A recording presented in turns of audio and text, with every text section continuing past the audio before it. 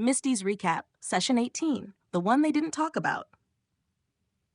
You ever wonder why they were so quiet when they handed me that letter? No cheers, no drinks, no Mix doing backflips off the bar? I did. So I asked around, and it turns out they saw something out there, something none of them wanted to remember. They were already on the way back from the courier's post. The job done. Easy part behind them. Forest stretched wide and cold, all green gloom and snapping twigs underfoot. That kind of quiet where even your heartbeat feels too loud. Then the first horror. An elk, gutted clean but not eaten.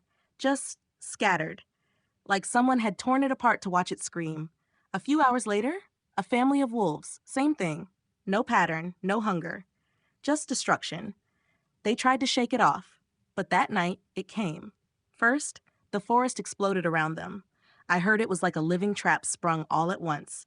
Creatures lunging out of thickets, their eyes maddened, driven by some strange pain. Trug was nearly dragged off into the brush.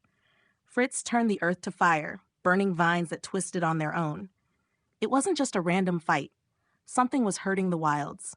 Something was testing them. The next morning, it got worse. A ridge of stone and wind above a shadowy gorge. That's where the scent of blood hit them strongest.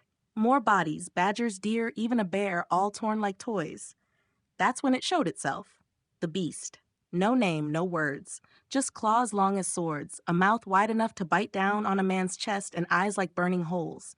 It moved like thought, fast, brutal, precise. It hit Barog first, dropped him with one slash.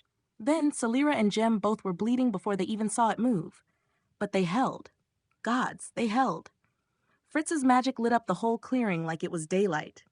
Larry called down the light of her goddess, and for a moment the air itself sang with power.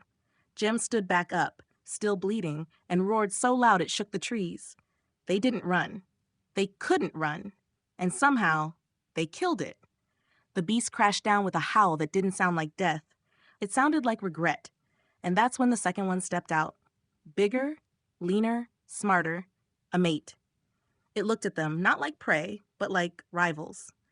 She didn't charge. She just let out a cry that shook the cliff, then vanished into the black behind her. That's why they were quiet. That's why they all looked like they hadn't slept in days when they handed me that letter. And that's why, even now, none of them have said a word about what really happened out there. But me? I know. I always know.